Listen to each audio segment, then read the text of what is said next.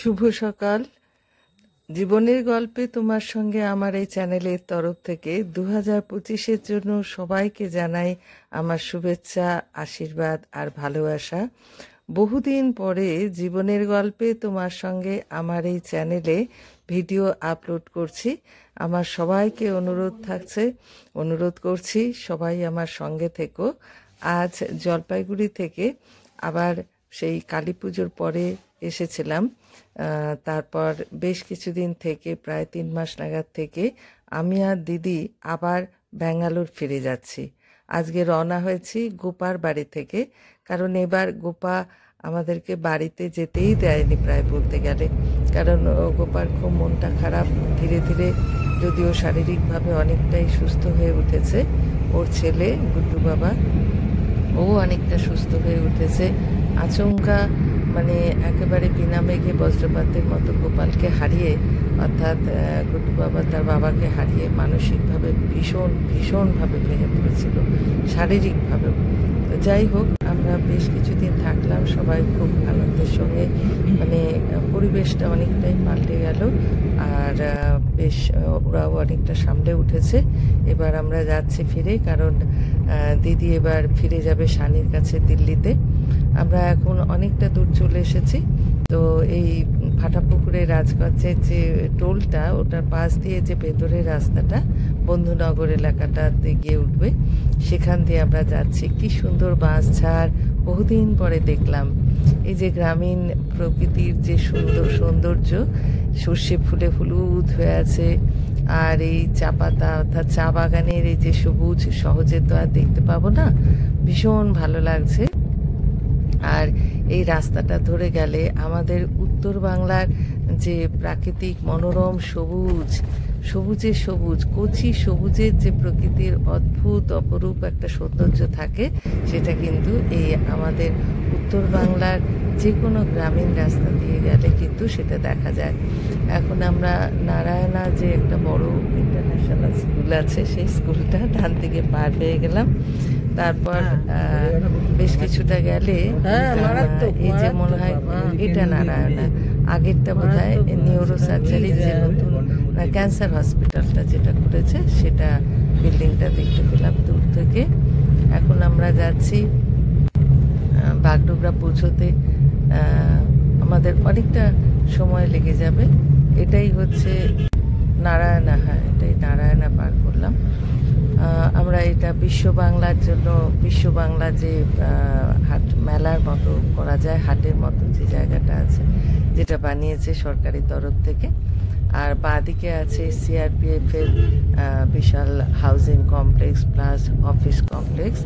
আর এখন সব থেকে আনন্দ হয় এই জায়গাটা পার হওয়ার সময়, সেটা হচ্ছে কাওয়াখালীতে এই মেডিকেল মোড়ে এই যে বাড়িটা, এই বাড়িটা লক্ষ্মীর বাড়ি।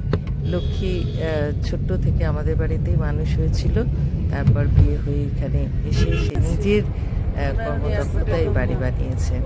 আমরা প্রায় পেরিয়ে গেছি, ইউনিভার্সিটি পেরিয়ে গেছি। ইউনিভার্সিটি ল কলেজের ক্যাম্পাস পার করে গিয়ে আমরা ঢুকে গেছি বাগডোগরা, ক্রস করে যাচ্ছি। ফ্লাইওভার পার করে আমরা একদম এয়ারফোর্স এলাকাটা পার করে এগিয়ে এসেছি অনেকটাই। এখন আমরা বাঁ দিকে টার্ন নেব, বাঁ দিকে টার্ন নিলেই আমাদের এয়ারপোর্টের, আর মিনিট 2-এর মধ্যে আমরা এয়ারপোর্টে পৌঁছে যাব।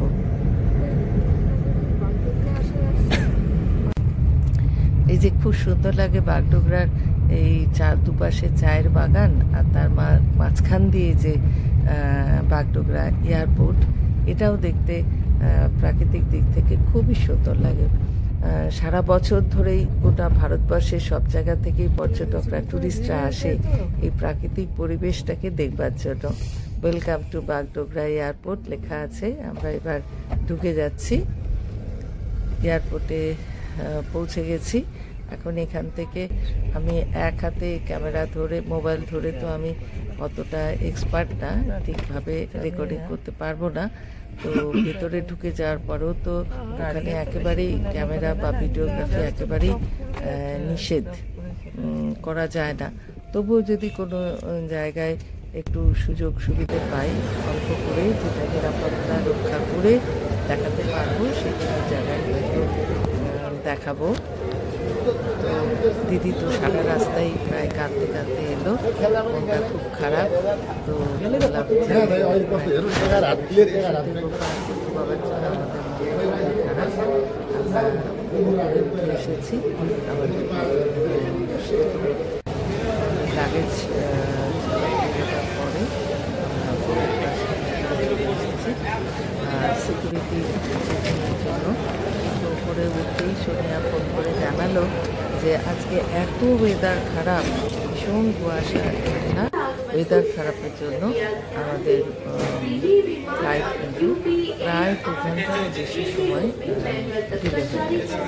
যাই হোক, একটা গরম মোমো খাওয়ার চেষ্টা করছি বলে নিলাম, কিন্তু এখনই আবার অ্যানাউন্স হয়ে গেল যে না, সিকিউরিটি চেকিংয়ের জন্য যেতে হবে।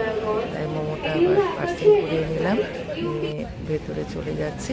সিকিউরিটি চেকিং হয়ে গেলে দেখবো, যদি কোনো সুবিধে পাই, দু একটা ফটো যদি তোমাদের সঙ্গে শেয়ার করতে পারি চেষ্টা করব।